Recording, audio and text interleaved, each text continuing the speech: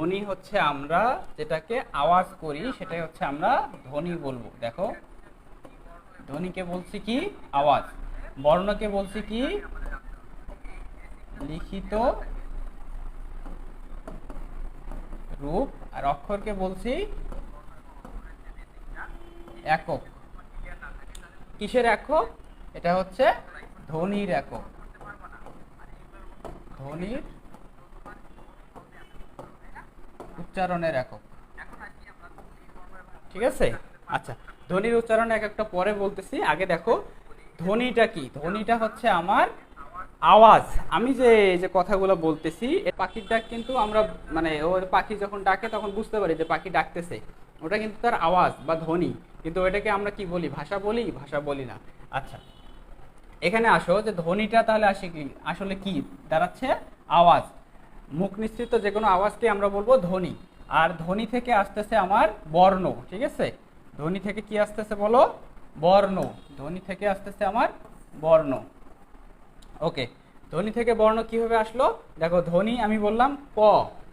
ঠিক আছে, এখন কটাকে যদি আমি লিখি, যদি লিখতে পারি, তাহলে এই যে লিখলাম এটা হচ্ছে লিখিত রূপ। আচ্ছা, ধ্বনির যদি লিখিত রূপ হয় তাহলে সেটাকে আমরা বলবো বর্ণ। আচ্ছা, এরপর আসতেছি অক্ষরে। ঠিক আছে, অক্ষরটা তাহলে কি বলছিলাম? যে একক ধ্বনির উচ্চারণ।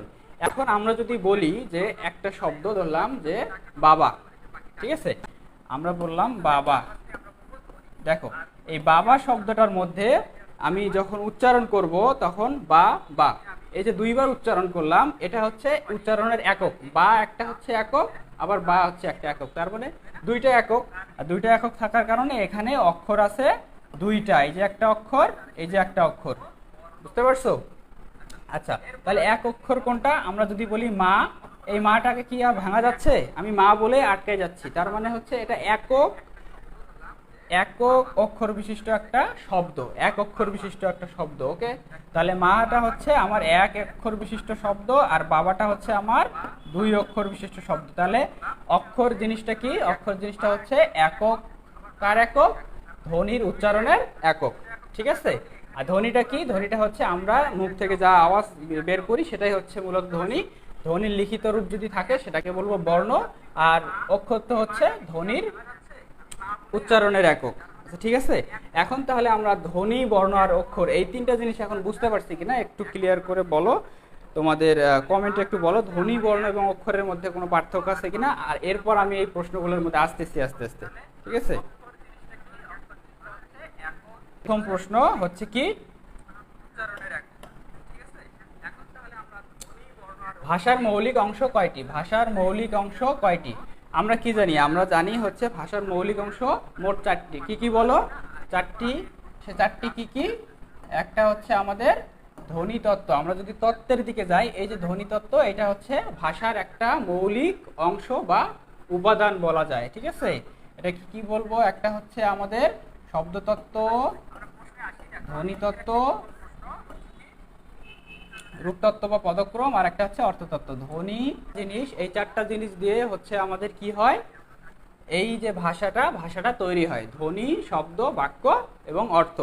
ঠিক আছে, আচ্ছা, এখানে শব্দের আরেকটা নাম আছে হচ্ছে রূপ, আর বাক্যের আরেকটা নাম আছে পদক্রম। ওকে, তাহলে এই যে চারটা জিনিস ক্লিয়ার। চারটা জিনিস কি? ভাষার হচ্ছে মৌলিক অংশ। যদি প্রশ্ন আসে ভাষার মৌলিক অংশ কয়টি, তাহলে হবে চারটি। ওকে, এরপর আসো ভাষার মূল উপাদান। এখন ভাষার মূল উপাদানটা কি? আমরা ভাষার মূল উপাদানটা জানি কি, বলো দেখি।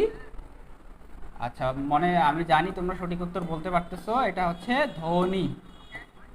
ওকে, এখন ধ্বনি, এই ধ্বনিটা আমি এখন মনে রাখবো কিভাবে? ঠিক আছে, এই ধ্বনিটা মনে রাখবো কিভাবে? দেখো, ধ্বনির মধ্যে কি আছে?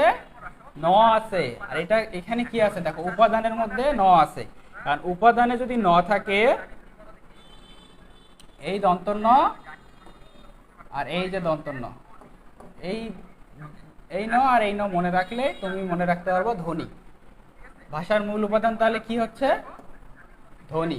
ওকে, এরপর দেখো ভাষার মূল উপকরণ। উপকরণে কিন্তু কি আছে? মূর্ধন্য আছে, এখানে কিন্তু দন্তন্য নাই, তার মানে কি ধ্বনি হবে? ধ্বনি হবে না। তাহলে ধ্বনি যদি না হয় তাহলে কি হবে? ভাষার মূল উপকরণ কি হবে বলো? বাক্য। বলতে পারছো? দেখো, বাক্য।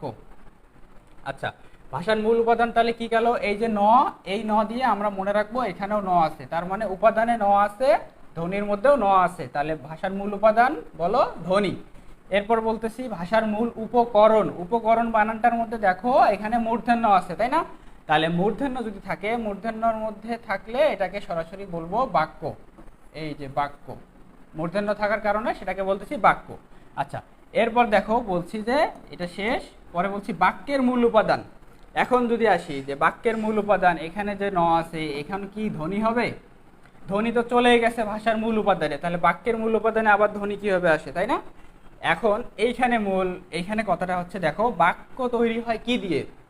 কয়েকটা শব্দ দিয়ে, তাই না? এক বা একাধিক শব্দ দিয়ে বা পদ দিয়ে আমার একটা বাক্য তৈরি হচ্ছে। তার মানে বাক্যের মূল উপাদান হচ্ছে বলো শব্দ, রাইট? আচ্ছা, বাক্যের মূল উপাদান কি দাঁড়াচ্ছে তাহলে? শব্দ। মনে থাকবে এটা। ধ্বনি হবে না। কেন ধ্বনি হবে না? কারণ ভাষার মূল উপাদানে আমার ধ্বনিটা চলে গেছে। এই ন আর এই ন দিয়ে আমরা মনে রাখতে পারবো ভাষার মূল উপাদান ধ্বনি। এখন যদি আবার বলি যে বাক্যের মূল উপাদান ধ্বনি, তাহলে কি হবে? সেটা হবে না। কেন হবে না? কারণ আমি ভাষাতে বলে দিছি ওটা ধ্বনি, তাহলে এটা হচ্ছে ওর জিনিস। তাহলে বাক্যের জিনিস কোনটা? শব্দ। মনে থাকবে? আচ্ছা, এরপর দেখো, এখন শব্দ বললাম, তাহলে শব্দের মূল উপাদান কি? আবার ধ্বনি আসতে পারে, তাই না? মনে হচ্ছে যে এখন তাহলে ভাই শব্দের মূল উপাদান ধ্বনি হবে, আমি এবার পারছি। কিন্তু দেখো, শব্দের মূল উপাদানটা আমার কি হচ্ছে? বর্ণ হয়ে যাচ্ছে। বলছিলাম না যে ধ্বনির মানে যখন উচ্চারণ করছি তখন সেটা আওয়াজ, আওয়াজটাকে ধ্বনি বলছি, কিন্তু ধ্বনির যে লিখিত রূপ, এই লিখিত রূপটাকে বলছি আমরা বর্ণ।